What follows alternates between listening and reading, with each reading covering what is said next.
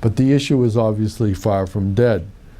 The Armenian diaspora has been galvanized in some way by their near success in 2007, and also by the fact that the Democrats have a large majority in Congress. Both Obama and Hillary Clinton, as most of you know, supported the resolution in the presidential campaign. But supporting it in a campaign is quite different than supporting it in power. If you look back historically, the executive branch of the government has traditionally opposed the resolution.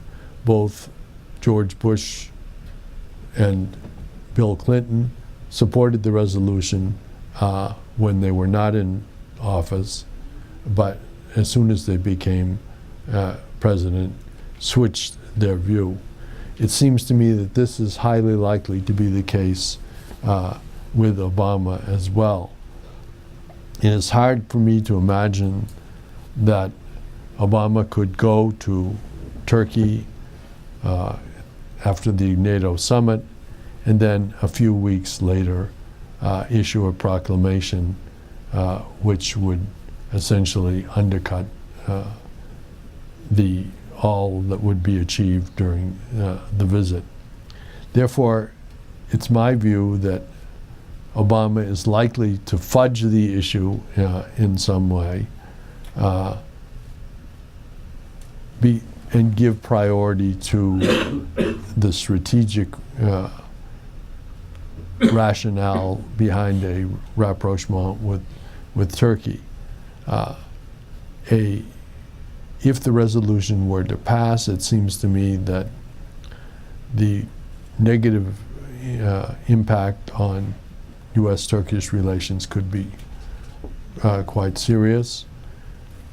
The Erdogan government could, and I'm not saying would, but could come under significant domestic pressure to take some retaliatory action, perhaps even constraining U.S. access to Incirlik. I'm not predicting this, but one cannot exclude that that would happen.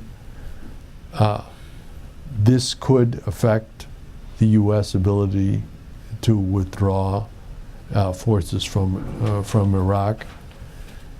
And secondly, it certainly would have an impact on the transport of men and materiel to Afghanistan.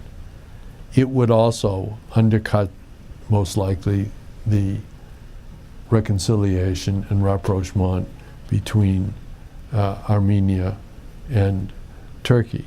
Therefore, if one looks at the strategic advantages of maintaining and trying to improve relations with Turkey against the advantages of passage of the resolution, it seems to me highly likely that the administration will succeed in finding a way to ensure that at least for this year, that the resolution does not come to a vote. I'm a minority, I have to say, in this town. There are a lot of people who think that the resolution will pass simply because the Democrats have such a large majority in Congress. But as I say, my own view is that the strategic rationale and the desire to improve relations with Turkey, and particularly Turkey's increasingly important role in the Middle East, will impel the administration to find a way to keep the resolution from coming to a vote. At the same time, it will be important that Turkey continue the effort that is made over the last few years to address the Armenian issue more directly and more openly. But that is more likely to happen, in my view, if, in fact, the resolution is not passed. Indeed, I think the resolution among its other negative consequences, one of them would be also to undercut and make more difficult the effort that Turkey has been making in the last few years to address the issue. Therefore, you would have three negative. The resolution would, in fact, result in a lose-lose situation. It would impair U.S.-Turkish relations. It would risk derailing Turkish-Armenian détente, and domestically in Turkey, it would probably lead to not less openness, not more openness, but less openness. So therefore, my hope and conclusion is that it is unlikely to be passed this year.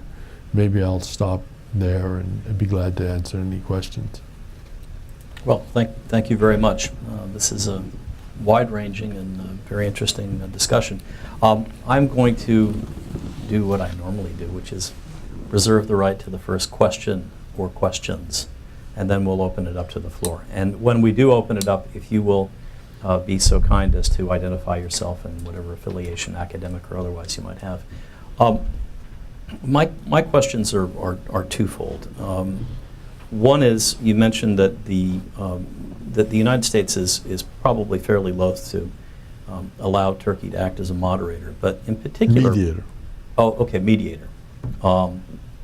In particular, of interest to me is what is going on in the Caucasus and Armenia and Azerbaijan.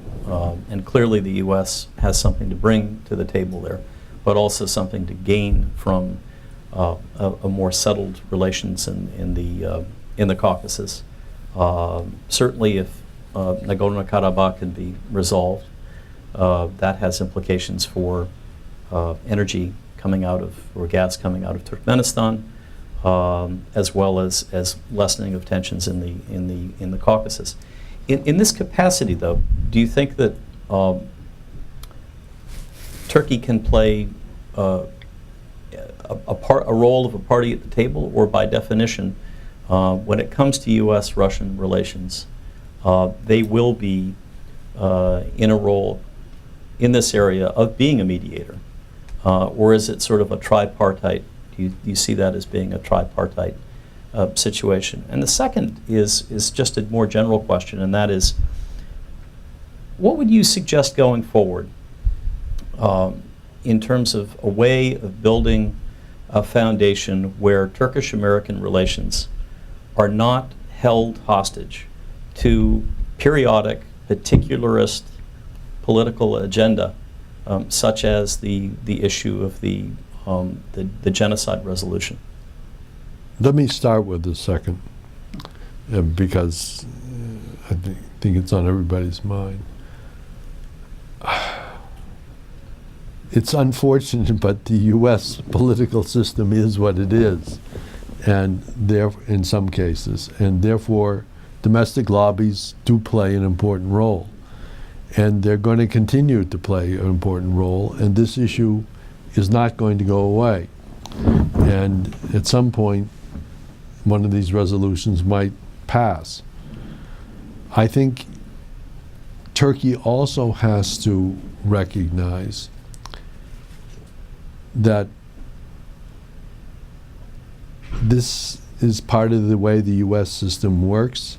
It does not reflect the view of the administration, and that it should take a more relaxed view towards this issue.